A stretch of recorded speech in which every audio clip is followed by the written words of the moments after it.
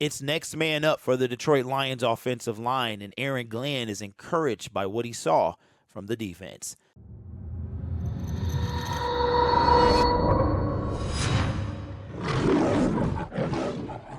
Hello, everyone. My name is Derek, and welcome to Detroit Lions Syndicate. If this is your first time here, we talk all things about the Detroit Lions, and we make videos almost every day. So if that sounds like your type of thing, then subscribe to the YouTube channel. That bell that says all, if you hit that, then you'll get push notifications when we drop a video. Just a few days after the season opener against the Philadelphia Eagles, the Detroit offensive line is kind of in flux. The Detroit Lions place Tommy Kramer on injured reserve. This is just coming a day after we found out that Big V is having back surgery, that he had back surgery, and that it went successful. But what does this mean for the offensive line? This information comes from the Detroit Free Press. The Lions practiced without 3/5 of their starting line for the second straight day Thursday, as Taylor Decker returned at left tackle, but Jonah Jackson joined fellow interior lineman Frank Ragnow and Halapoli Vaitai on the shelf. Ragnow missed practice for a second straight day because of groin and foot injuries,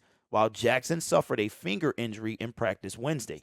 Linemen often play through minor finger injuries, though Decker fractured his finger in practice last September and missed the first 8 weeks of the season.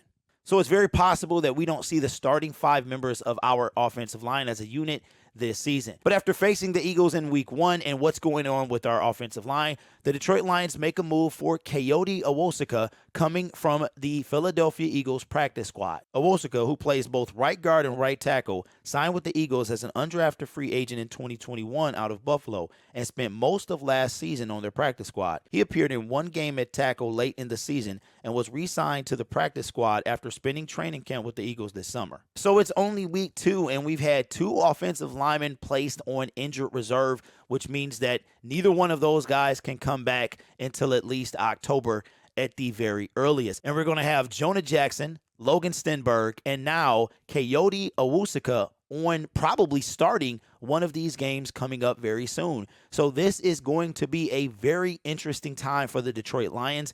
I wonder how Jared Goff is going to fare in that backfield with the Washington defense coming up this week. Now, there is no Chase Young, but they got some other players on there as well. Allen, they got some dogs on that defensive line, but it could be a very long day for the Detroit Lions offensive line. Jared Goff only got sacked one time last week, and it was off of a low snap fumble. So hopefully they can game plan and keep that pass rush at bay. Good thing we don't have to go against Chase Young, and I'm not sure if Montez Sweat is playing, so we'll see what happens on Sunday. And when it comes to the defense, Aaron Glenn said that he was disappointed in the Detroit Lions defensive performance, giving 31 points up to the Philadelphia Eagles. Now, although he was disappointed, he is encouraged by some things he saw as well. In week 1 against the Philadelphia Eagles, the Detroit Lions allowed the second most points in the NFL, 38, the third most yards, 455, and were one of 7 teams who failed to force a turnover. And while defensive coordinator Aaron Glenn said he was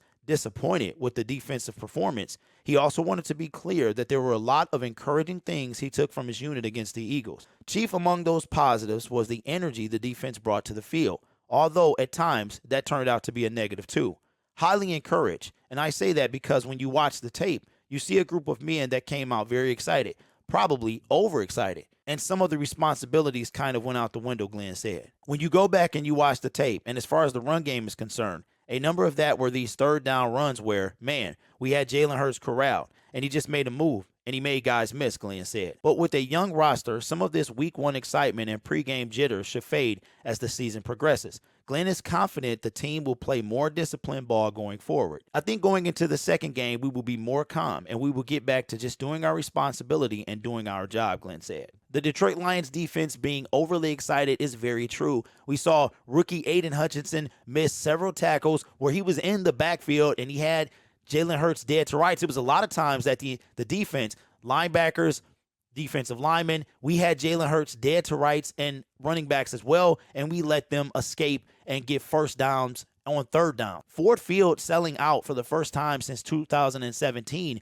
was a big deal. You know how the crowd powers the defense. When I went to watch the Rams game against the Detroit Lions, when the offense has the ball, it is silent. You can hear a pin drop in SoFi Stadium. And we know that the crowd is really needed when it comes to defense. I think that was a little too much for this young squad to handle. We see that Tracy Walker, he let his emotions get the best of him later on in the game. And I think like Aaron Glenn said, we just got to settle down, stop overrunning players. And everybody was looking like Jared Davis on the defense, except Malcolm Rodriguez. He played pretty good hip tossing Jason Kelsey. That was insane. Check it out if you haven't seen it. So let me know in the comments below, how confident are you in the Detroit Lions defense against the Washington Commanders, being at home again, having that crowd behind them? I don't know if this Sunday's game is a sellout, but I'm sure we'll find out pretty soon. My name is Derek. This is Detroit Lions Syndicate. If this is not your first time here, consider subscribing and hitting that notification bell. The reason I say that is because I know I have a lot of people that don't subscribe the very first time,